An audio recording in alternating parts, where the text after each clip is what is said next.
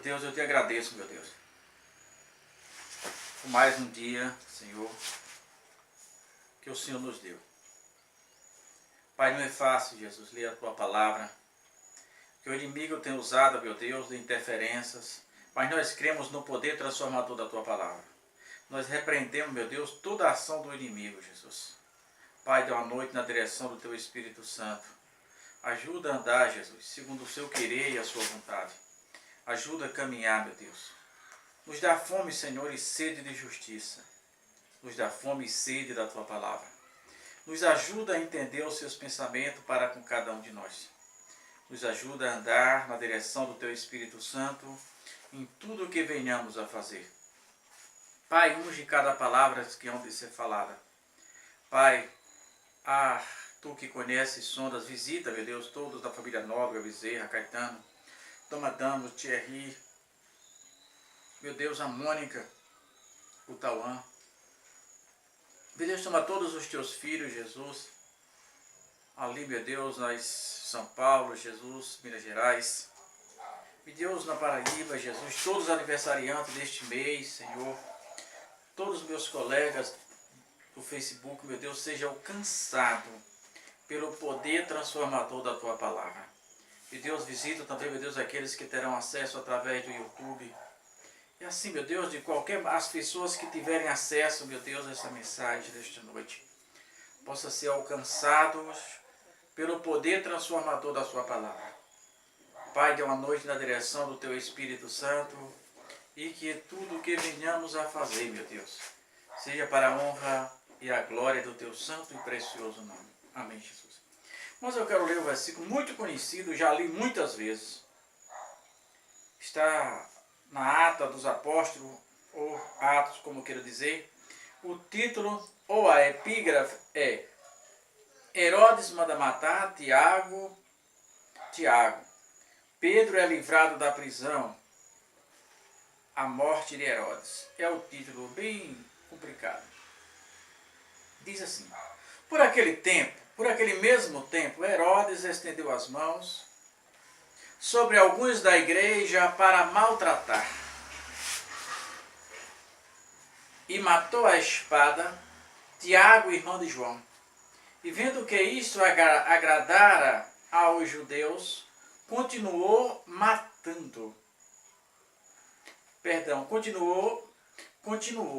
mandando prender também a Pedro. E era os dias dos pães asmos.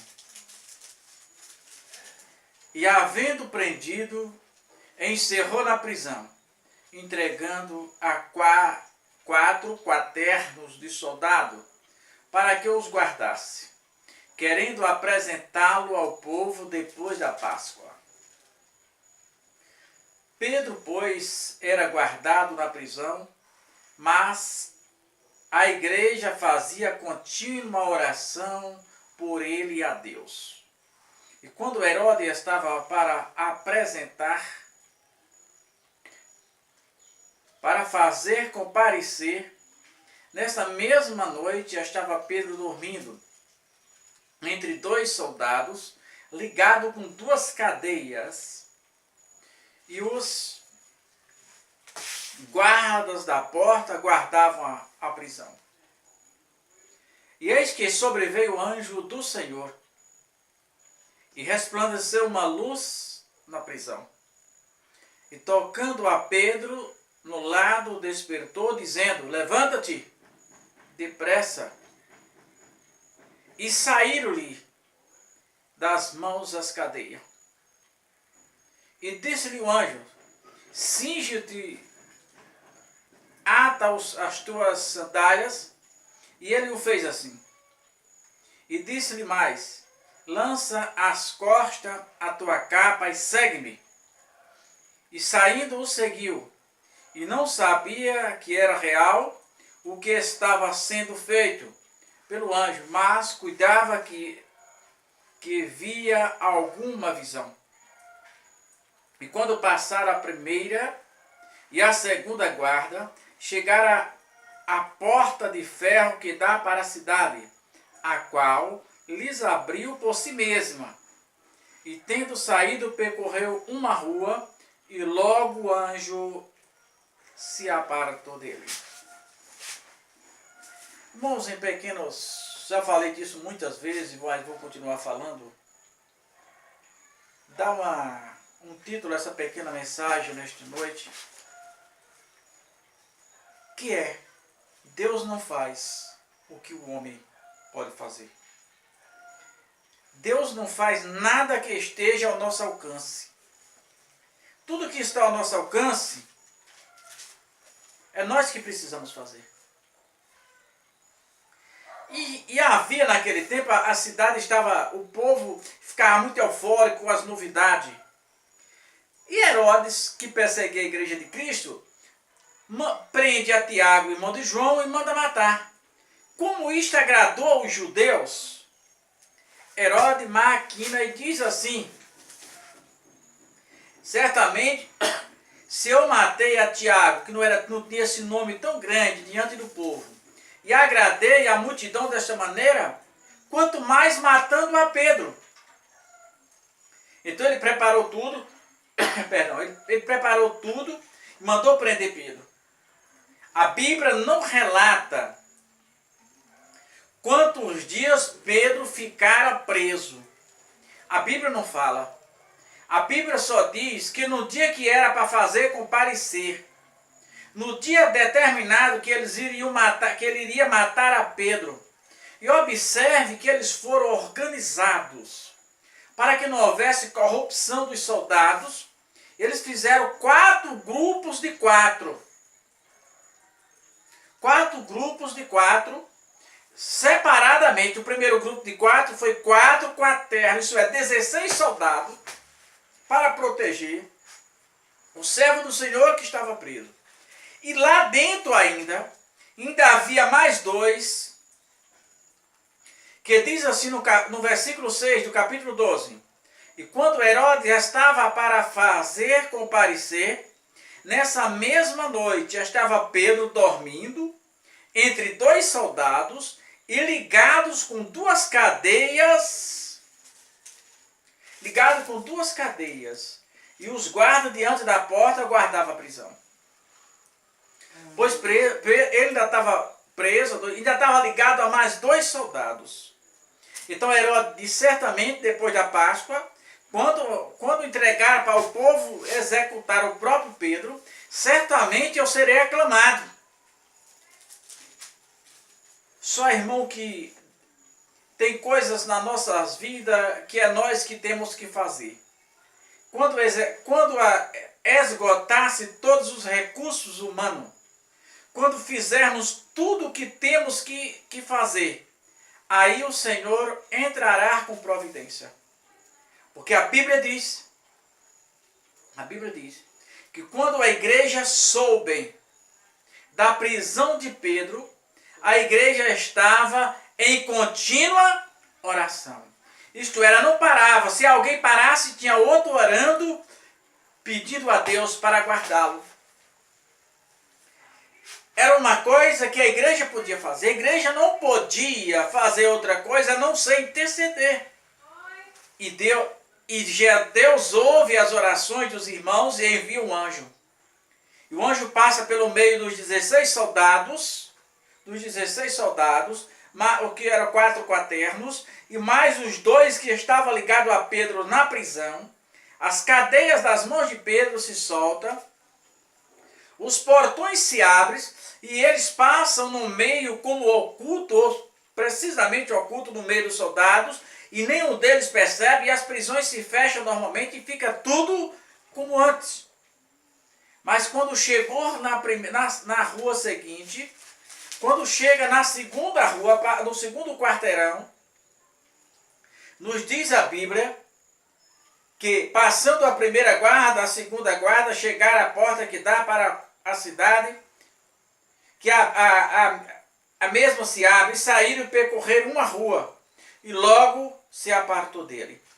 A pergunta para nós é: por que o anjo de Deus não continuara com Pedro, mesmo fora da prisão? A resposta é simples. O diabo está respondendo, mas que Deus o repreenda. A resposta é simples. É que lá fora Pedro não precisava de alguém para guiar. Lá fora Pedro não precisava. O que o homem, agora Pedro poderia caminhar com seus próprios pés. Deus não faz nada que eu possa fazer.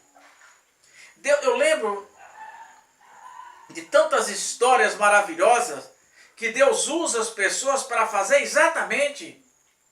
Eu lembro de uma certa vez, quando eu morava em João Pessoa, eu estava passando uma situação muito difícil após eu receber alta do INSS, depois de eu ver o acidente. O INSS enviou várias cartas, várias comunicações para a empresa que era em Salvador, e eu estava em João Pessoa, e a empresa não respondeu. E mesmo assim o INSS me devolveu para a empresa, mesmo sem comunicação. E eu fiquei numa angústia, meu Deus, como que eu vou sair de João Pessoa para Salvador, chegar lá, me apresentar, ser a igreja, e se essa empresa não quiser me aceitar de volta, como é que eu vou fazer? Era uma angústia que povoava a minha mente. E eu estava congregando, morava em Mangabeira, e congregava lá mesmo no bairro de Mangabeira.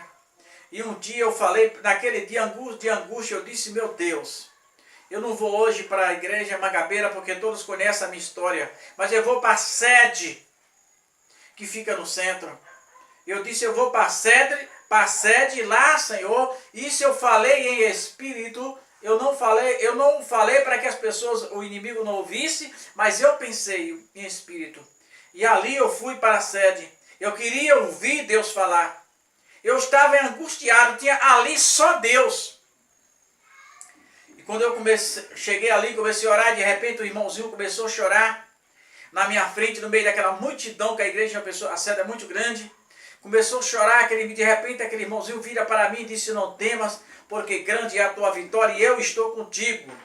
E naquela angústia eu perguntei a mim, dentro de mim, Senhor, se foi comigo, fala tudo novamente. Irmão, eu não fechei a boca, o Senhor falou novamente comigo. Mas por que o Senhor fez isso? É porque eu não podia fazer mais nada. Eu não tinha coisas que as minhas forças se esgotaram. Tudo que eu precisava era consultar ao Senhor. E o Senhor entrou com providência. E no outro dia estava com o problema resolvido. Então, eu não podia fazer outra coisa, mas eu podia clamar. Eu podia implorar. Lembra do profeta Ezequias, se eu não me engano, do rei, quando foi afrontado pelo rei da Assíria, que mandou alguém falando na língua do seu país, dizendo ao povo, quem é o Deus do seu rei para livrar da minha mão?